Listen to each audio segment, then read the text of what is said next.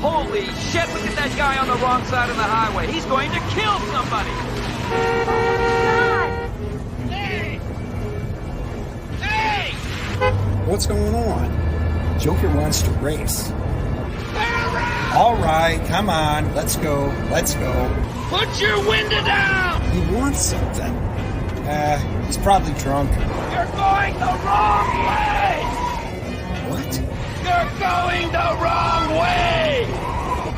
We're going. Yeah, how did he know? Thank you. You're going in the wrong direction! You're going to kill somebody!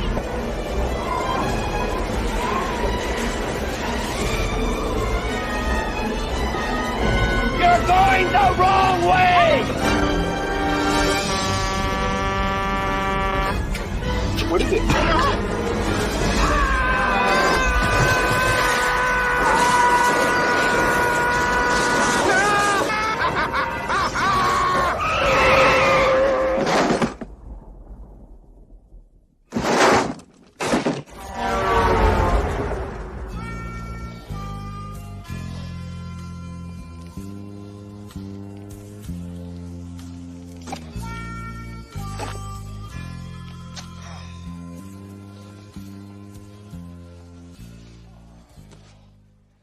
We're going to be using aliases our next job to relate to each other by your Christian names. And I don't want any talk about yourself personally. That includes where you've been, your wife's name, where you might have done time, or a bank maybe you're robbing. Here are your names. Mr. Brown, Mr. White, Mr. Orange, Mr. Blue, and Mr. Pink. Why am I Mr. Pink? Because you're a faggot, all right? Why can't we pick our own colors? No way. Tried it once, doesn't work. You have 4 guys all fighting over who's going to be Mr. Black, but they don't know each other, so nobody wants to back down. No way, I pick. You're Mr. Pink. Be thankful you're not Mr. Yellow. Yeah, but Mr. Brown is a little too close to Mr. Shit. Mr. Pink sounds like Mr. Pussy. How about if I'm Mr. Purple? That sounds good to me. I'll be Mr. Purple. You're not Mr. Purple. Some guy on another job is Mr. Purple. You're Mr. Pink. Who cares what your name is? Yeah, that's easy for you to say. You're Mr. White. You have a cool-sounding name. All right, look, if it's no big deal to me, Mr. Pink, you want to trade? Hey, nobody's trading with anybody. This ain't a goddamn fucking city council meeting, you know? Now listen up, Mr. Pink. There's 2 ways you can go on this job. My way or the highway. Now what's it gonna be, Mr. Pink? Jesus Christ, Dennis. Fucking forget about it. It's beneath me, you know? I'm Mr. Pink. Let's move on. I'll move on when I feel like it. Come on. Let's go, Captain Lindfors. Try again. Hey, everybody. Is there a window open? I feel a draft. Wanted a kiss? I'd call your mother. That was a good one. Hey, prehistoric forest.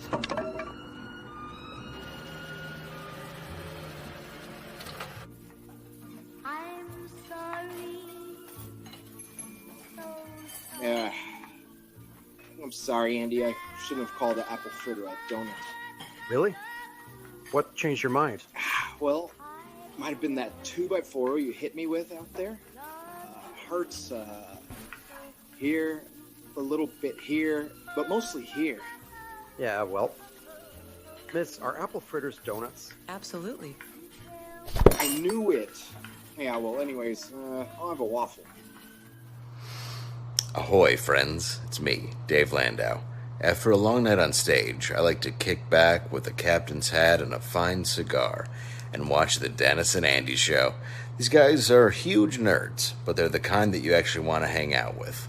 Enjoy them. I do.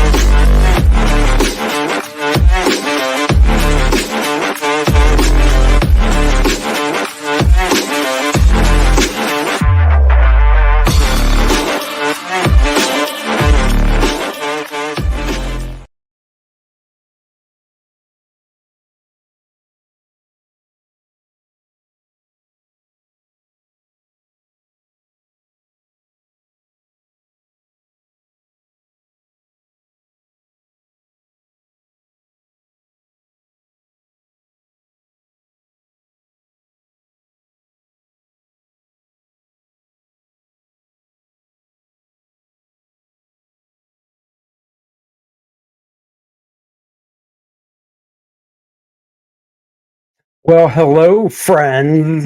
A little bit of anticipation building up to what did the boys scratch that? What did the boy get at Epic Mighty Con yesterday?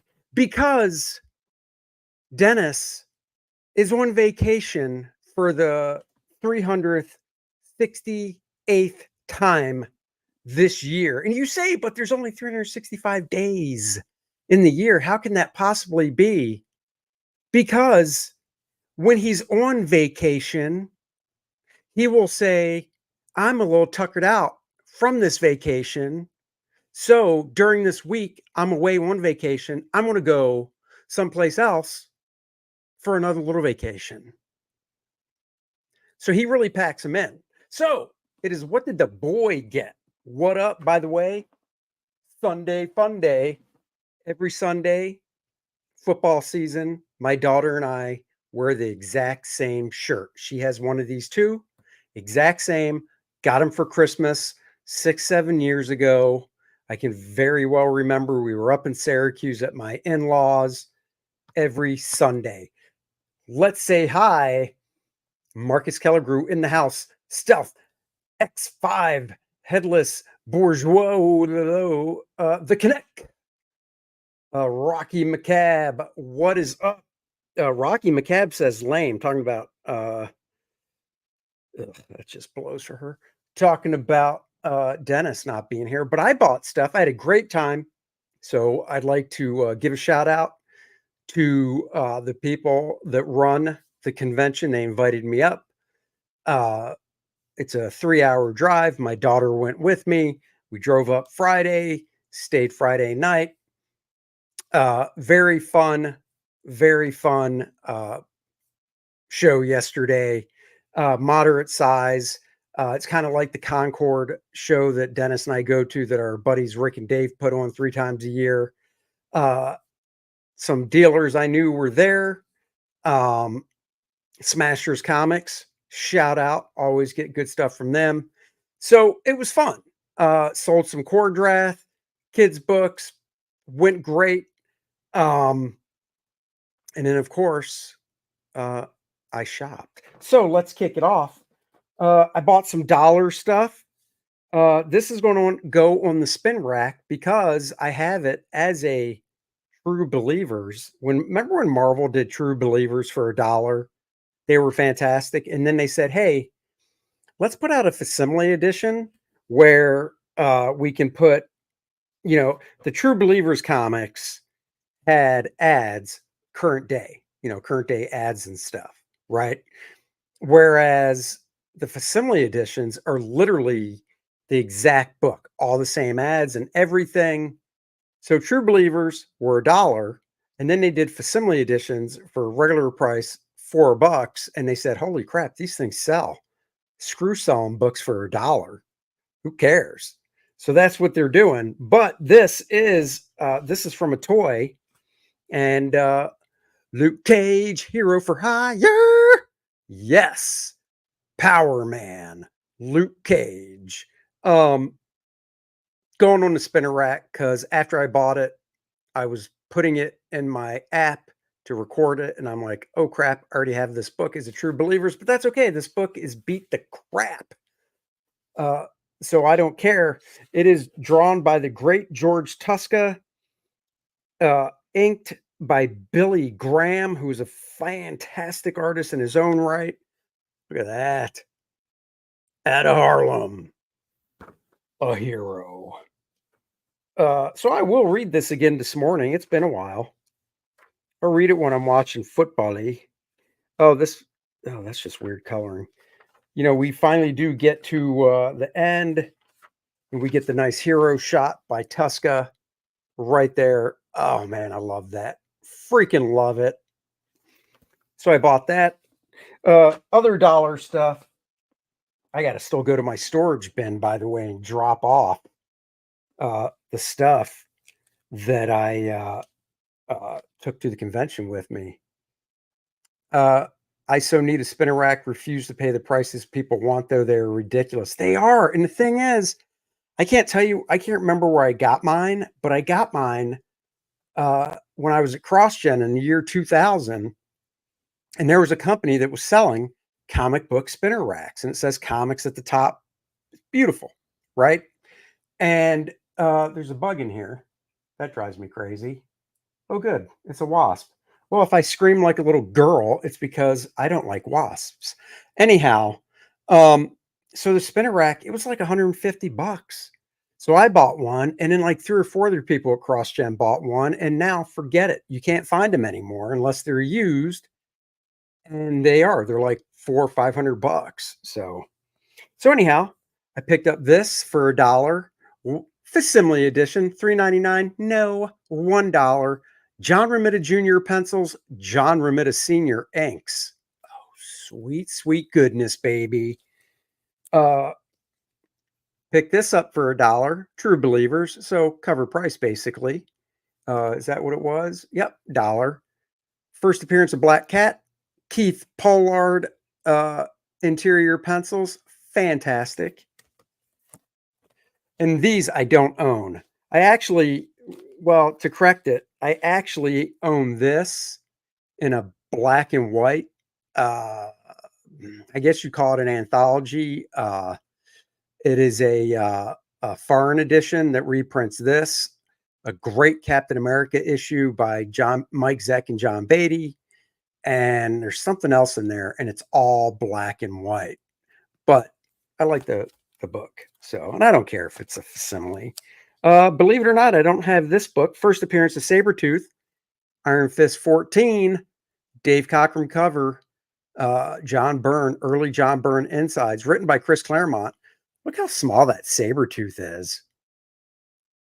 I mean, come on. That Iron Fist looks like he's about, let's just say Iron Fist is 6 feet tall. Sabretooth looks like he's like, what, 5'6", 5'7"?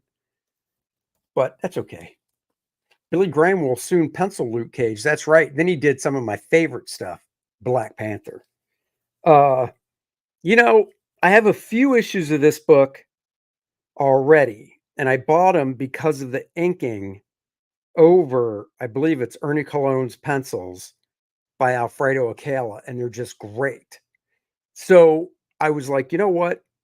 For $1, I'll get it. A-Rack #1, Son of Thunder. And what perfect timing to get this with tomorrow being Columbus Day. If A-Rack, Son of Thunder was around, maybe, just maybe, they'd still have some land. Just saying. I don't know. But love it. Never read it. Going to read it today. And in this one, I'm going to actually pull out of the bag and board because I've never seen it before. So let me set these down over here. I've never seen this book I'm about to show you. The cover grabbed me because it is Frank Frazetta. Headless says, great series. You know, there's 50 issues of it. I don't really want to own all 50 issues. Maybe I'll get 10. What's up, Katie? How you doing? Look at this. Swords of Valor. Great Frazetta cover. Feel the Power of Frazetta. I'm reading an ad on the back. Published by, I'll have to look in the indicia, but Jim Aparo, John Buscema, Tom Sutton, and more. And more. So this is published, Sword of Valor #1, published bi-monthly by Sword and Stone. This came out in 1990. So the first job is by somebody more known as an inker. This is Spin Rack, by the way, than a penciler, Gene Day, Kuno, Son of Steel. I mean, look at this stuff by Gene Day. Who knew? I didn't. I only knew Gene as an inker. Oh, 3 issues of Sword and Valor. I think you're right. I entered this into my app on the phone, and I believe it is. So here we go. The Tower Maiden. This is drawn by Tom Sutton. Tom Sutton stuff is great. So I'm sure it's early Tom Sutton. There's no year given on any of this stuff. But it's really nice. So really nice stuff there. What's up, Leg Kick? I have my first app of Sabretooth. Oh, first appearance of Sabretooth stolen. How'd that happen? Oh, that's right. Gene Day did pencil master Kung Fu after Zach. Why is my camera auto-focusing in and out like that? I haven't changed anything. So this is just freaking cool. Let me see something here real quick. Camera. Yep. Mirror. Nope. Full res. Yep. Audio, virtual recording, hotkeys, layouts, guests, nothing. Okay. I'll figure it out later. All right. So this Tom Sutton job is pretty cool. Oh, here we go. This had to have come out through Charlton. Wow, that almost looks almost like a Joe Kubert. This is Thane of Bagarth, Chapter 1, The Feud. Written by Steve Skeets, drawn by Jim Aparo, who would go on and do Aquaman, edited by Dick Giordano. That's why I'm thinking it's Charlton. Freaking wasp. When's it going to get cold and stupid bugs die off? Good Lord, look at this great Jim Aparo stuff. Holy crap. This is spin rackable. Oh, burglary. Burglary at your house, or did you own a shop? And if you owned a shop, I'm sorry that I don't remember. So great Jim Aparo stuff. Then we go to Sir Lancelot and the Haunted Tower. Holy crap. This whole job is drawn by Dick Giordano channeling Hal Foster. So Dick Giordano, early Dick Giordano pencils and inks. Good stuff. Good stuff. Cheap. Well, so that's cool. But the one that I really wanted, Through the Time Warp, early John Buscema, baby. Oh, yeah. All the hallmarks of John Buscema right there. Great inking.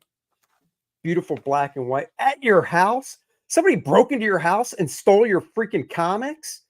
Please tell me they stole other things. And it wasn't just like, hey, this guy has comics. Let's just steal his comics.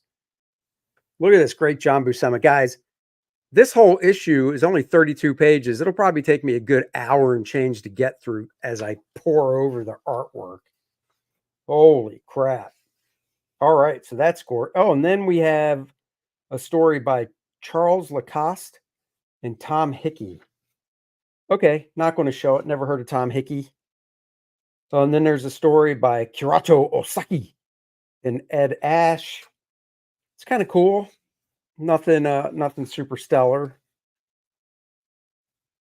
So yeah, all this stuff looks like it's probably from the 50s. Oh, let's see.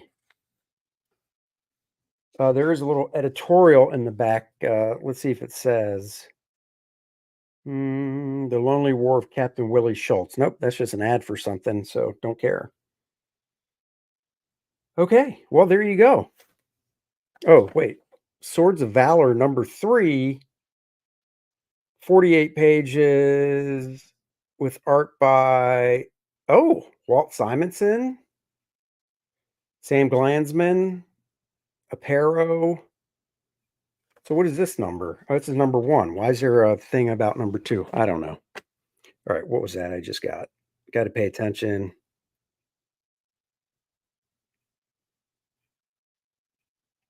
Oops. Well, I just lied to my kid. Oh, well. And okay, moving on to some stuff that wasn't $1. So like I said, guys, I'm literally missing a few issues.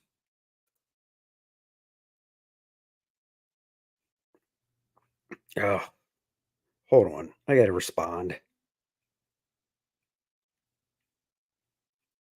I'm recording a video. I'll be in soon.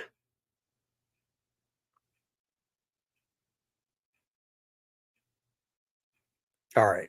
She doesn't know I'm live streaming. My kid's bugging me. It's football day. So I thought I had every issue of John Byrne's Fantastic Four. All 3 issues are worth having. I'm going to take your word for it and put them on my wish list to look for. So I thought I had every issue of Fantastic Four by John Byrne. I was buying them as a kid when they came out. I was just going through my collection and realized, because I have those separate, that I was missing a few. Guys, I am down to one issue. I need a Fantastic Four. And of course, I believe it's issue 244.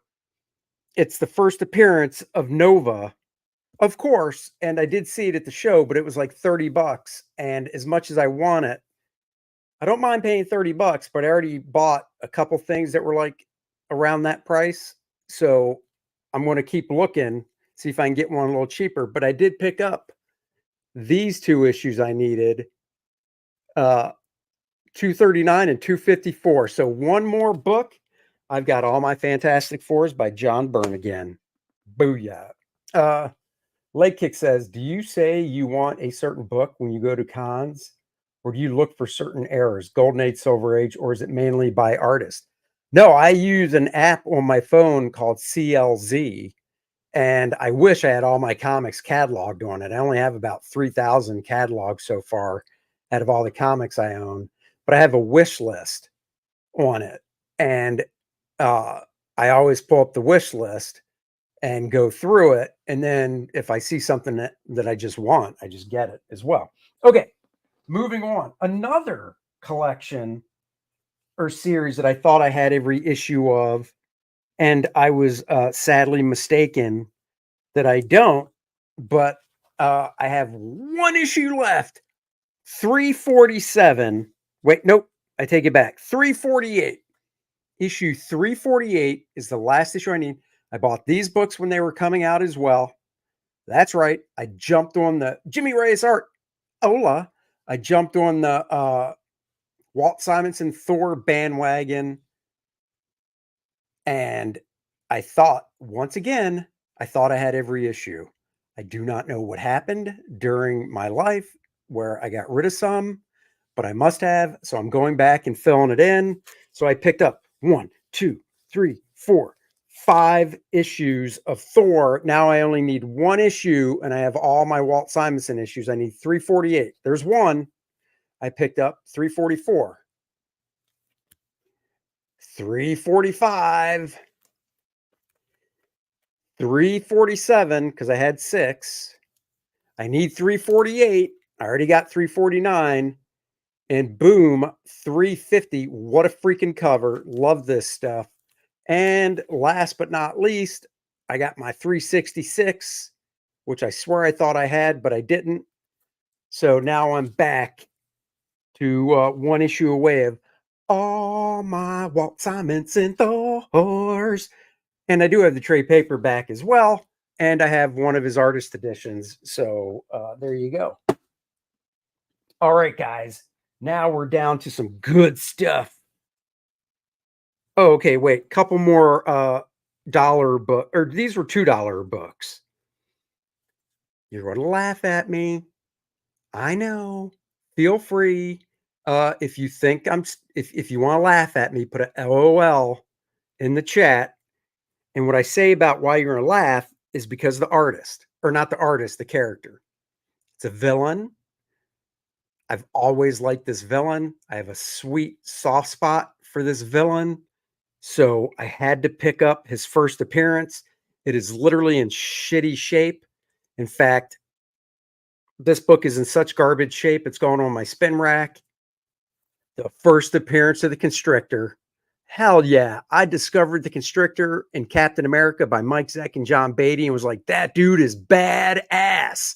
And then in the Handbook to the Marvel Universe, my friend who sadly passed away in 2019, Tom Lyle, drew the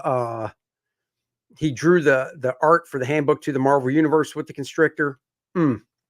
First appearance. Go ahead and laugh. He's a B-level villain. I don't care. And then as I was looking through this $2 box, I picked up this. Call the Conqueror, number 5. Now, see? Constrictor's cool. Thank you, Skull Nasher. Oh, signed by Sal. Damn it. That's cool. Why did he call the Conqueror number 5? It's not because of the interior art, which is very nice. The interior art, brother and sister team, Marie Severin, inked by John Severin. Nope. Come on, guys. It's right there staring at you on the cover. Why I picked it up. And no, that the price was $2, not $7. Why did I pick this book up? What could be special about this book that would make me pick it up. I'm going to let that hang out there and see if anybody in the chat, Marcus, I'm very upset that you're not typing and getting why I picked this up. And you tell me. I'm going to read it. It's in nice condition. It's staying in the bag and board. That is not a spin rack. All right. Now to the two books that I've been looking for. Well, I shouldn't say that. I've been looking for one of these, and the other one I picked up because I don't own it, but I have the True Believer version for $1, which I can throw on my spin rack. There it is. Not only the month, Marcus. No, I don't care if a book says November on it. November means nothing. It is the month I was born. My birthday is November 5th. It's an issue 5, November. Boom. I have now started collecting books that are November 5. So if you find a cheap book out there that is November and it has issue number 5 and you want to send it to me, feel free. So that's why. And I've also picked up a few books that are May 5 because of my daughter. So there you go, Marcus. You win a no prize. All right. So I've got the True Believer edition of this book, but I love the costume, love the art, and I was like, you know what? I want the first appearance. Boom. Binary. Now, this was $20. Is it mint? No. Is it near mint? No. Would Aaron Lopresti slap me down? Yes. Do I care? No. I saw one at the show for 50. I didn't really want to pay 50. I saw one at the show for 80. Really sweet ass condition. Didn't want to pay that. $20. This is in nice shape. Good enough shape for me. I didn't want a garbage one. I wanted a nice one. I got it. Boom. And then last but not least, this book, I've got the books. Okay, so Jim Steranko drew 3 issues of Captain America. 110, 111, 113. I own 110, 111, and 113. They're not in mint or anything, but they're still in good enough shape to where if I sold them, I would make some money. Headless says, check out the call series from the 80s. If you don't have them, awesome. Oh, I've got them. I've got those, Headless. That was a short series too. I've got those. Those are fantastic. Striker CJ, Andy Smith Mania. Yeah. And I do have call number 11 from that series I just showed because Aaron Lopresti showed a great Mike Plough cover and splash page. And I was like, I got to own that. So I bought that issue just because of that. So anyhow, Captain America, Jim Steranko did 110, 111, 113. My OCD is like, why did he not do 112? Well, it was a deadline thing. So what did they do? They did what they call an album issue, which is just his origin retold. And I had to get it. There it is. Cap 112, $30. Near mint? No. Nice condition? Hell yeah. Great cover? You know it. Jack Kirby cover. It almost looks like it's either Giacoya or John Romita Sr. inks. I'm sure Marcus will correct me, but I had to get that, guys. So there you go. But I'm not done. I'm not done. Leg Kick says, nice. It is. I got lots of reading to do during football. Kirby drew it over a weekend. Damn it, Marcus. Stuff like that hurts me. So there was a table there, a dealer selling Legos, minifigures, Legos, whatever. And he has a store 20 minutes away. It's a franchise actually called, I think it's Bricks and Minifigures is the name of the store. So, long story short, my daughter's like, please take me to that store on the way home. Or after the show, I should say. And I was like, okay, I'll take you to the store. So we went to the store.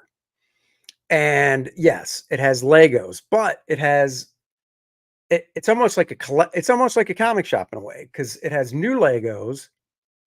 I knew it was Tusca inked by Kirby. So George Tusca drew it and Kirby inked the inside. Or are you saying, oh, Tusca inked Kirby? Right. Yeah. No, I knew that. Yeah. Yeah. Dyslexia. I hate it. Anyhow, so Bricks and Minifigs is like a comic shop, except it's Legos, and they actually have older retired Lego sets that obviously cost more. And they have newer stuff. But you can take your Legos there and trade them in for store credit, or I guess maybe get cash, which is always going to be lower. And they prefer that if you bring Legos there, that you bring it assembled so they can look at it and basically go, okay, everything's here, compared to taking it all apart and going, here's this, Lego, Star Wars ship. I took it apart for you. Then they have to literally go through, and it's a longer process to make sure everything's there before they can give you store credit. So they have a display case, or a bunch of them. And on one of the display cases, they had a shelf that was $5, and it was stuff that was already put together, $5 each. Then they had $10. Then they had $15. Well, on the $15 shelf, now I like Legos. I don't mind putting them together, but I'm also lazy, and I'm a car guy. So, if you go back on the DNA show, we actually, Dennis and I put together, he was at his house, I was at mine, put together a Lego car. He got one, I got one, same size. And it's the ones that are only about this big, right? So they don't take that long. A couple hundred pieces, if that. And then I also have a Dodge Charger, that size, from Fast and Furious, because I love Dodge Chargers. I've got a sports car Ferrari, I think it is. And then I've got a James Bond Aston Martin. Jacoya did ink the cover. I knew it. I've got a James Bond Aston Martin. But when we were at the Lego store a while ago, they had this set that came with like a little building and like 2 cars, or maybe it was 3 cars. And it was like, $60, $70. And the thing that caught me is one of the cars was a Dodge Challenger RT. I love Dodge Challengers. And I was like, but I'm not buying this freaking $50 set for one car. Forget it. Guys, in the display case, they had that Dodge Challenger for $15 already put together. And I was like, oh yeah. And here's the funny thing. I'm telling my daughter, I don't want to go there. I don't want to go there. And she's like, please, please, we have to go. Well, we go there, and I'm the one. Well, she did too, but she bought something and I did too. There it is, the Dodge Challenger. Guys, if you're not a Dodge person, this is plum crazy purple. It's got the stickers on it that say TA 340. Love it. Freaking love this car.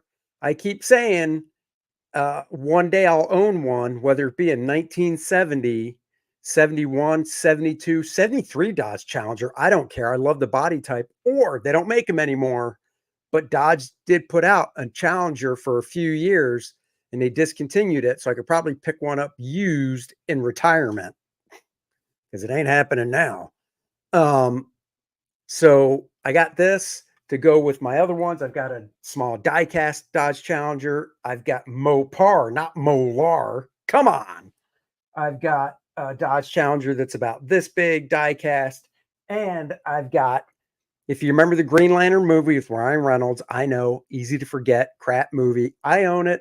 I got the Art of Green Lantern book. I like Green Lantern. He drove a Dodge Challenger. Well, there's a toy. You know what? I'm going to show it to you guys. I'll be right back. Entertain yourselves as I get this. Oh, here it is. I'm coming back, guys. Oh, it's dusty.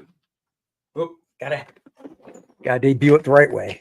All right, guys. That movie sucked, but the toys were great. They put out a green Dodge Challenger Construct because that's what he drove in the movie. And I don't know why they did it as a green Construct because he didn't drive. He drove an orange one, but I'm guessing to sell more. Now, I'm not going to open it. Well, let's see. Maybe I will. I don't like the stupid thing on the hood. It's kind of like the ring. I am not going to open it because it's kind of a pain. But there's an action figure of Green Lantern that fits inside of it. So how cool is that? And on the other side, there's like a missile thing that launches. So I found this in San Diego because it was not at toy stores. And I didn't pay much for it, but I had to get it. What is this here? Are you going to wear the Joe Dirt mullet for driving your Challenger? Okay, so we all know I am follically challenged, but I can grow the U-shaped Fraser. If I ever got a Dodge Challenger, I would just let this U-shaped hair grow and I could grow a mullet, except there's no party in the front. There'd be a plain field in the front and the party would be in the back. There you go. The Green Lantern movie sucks. I know. Stop it. I know. Come on. I like the visuals. I like Ryan Reynolds, but you're right. So there you go. What are you going to do? I don't know. I can't help it. I didn't make the movie.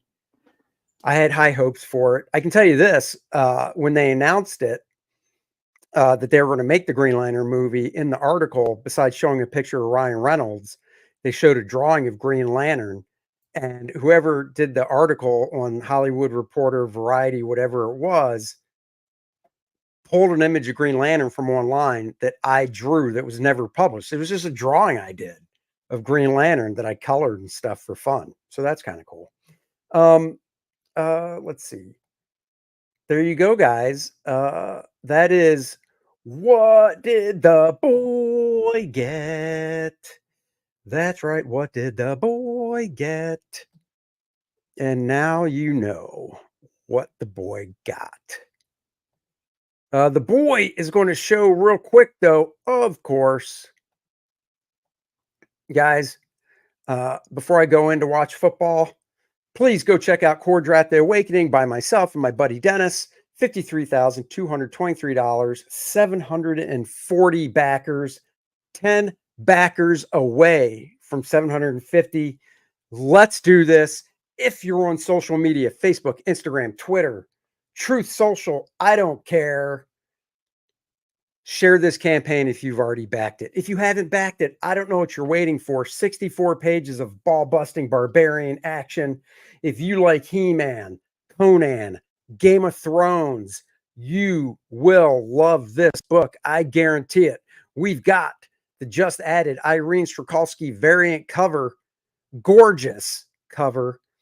We've got the black and white virgin cover from Irene. Just like her, it's a virgin cover.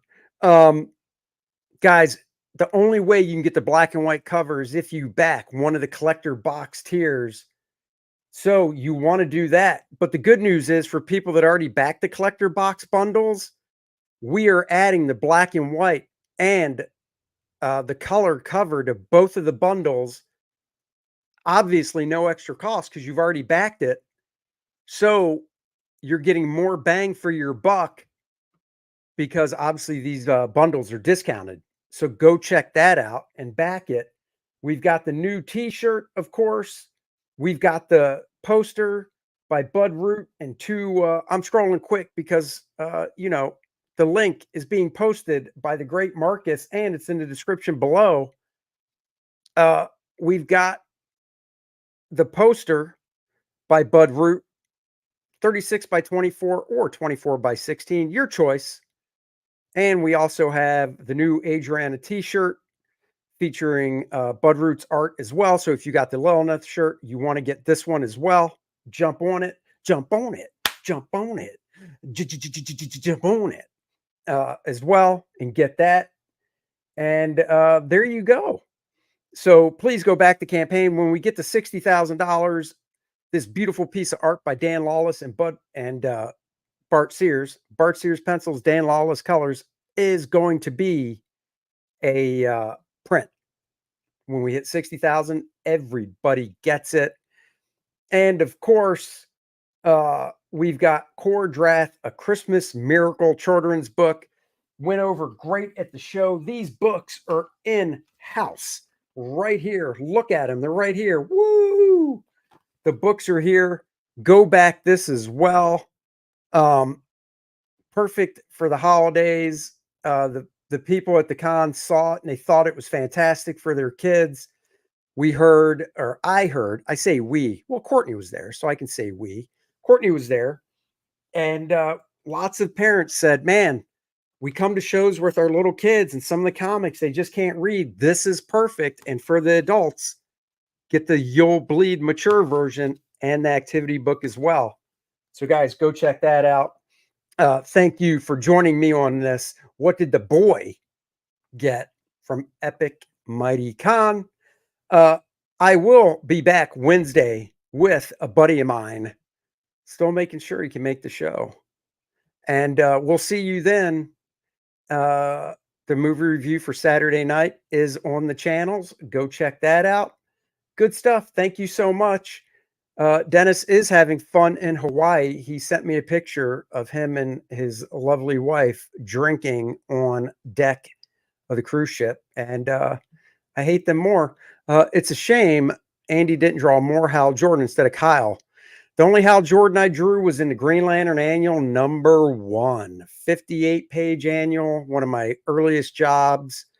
You know, I can look back on it and appreciate it for what it was because you do your best work no matter where you are in life.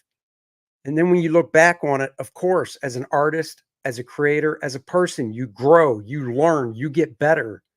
So don't look back on it and go, God, this is awful. I didn't know what I was doing. No. You look back on it and go, that was the best I could do at the time, and be proud of it and be proud of yourself. All right, guys. Hate does make you strong. That's true. All right, guys. I got to get on out of here. It's almost 1 o'clock kickoff. Courtney's team, the Bucks, are playing at 1 o'clock. She wants me in there to watch it, and I'm going to. And then at 4:25, game of the week, Dallas against the Lions. The Lions are strong. I expect Dallas to be 3-3 when this week is over instead of 4-2. But if there is the Almighty, and I do believe in you, I have faith.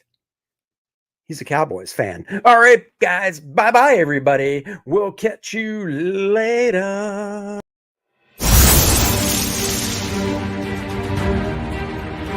An ancient evil awakened to slaughter his family. A mythical quest was revealed.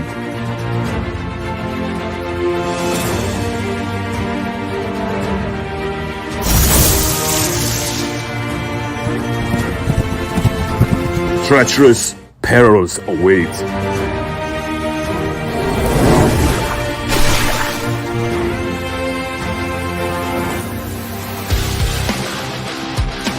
Lovers bound by destiny.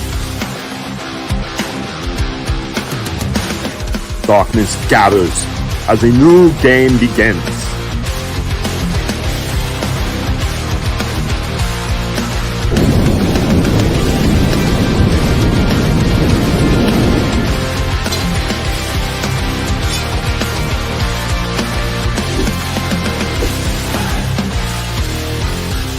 One man's rage will shape worlds.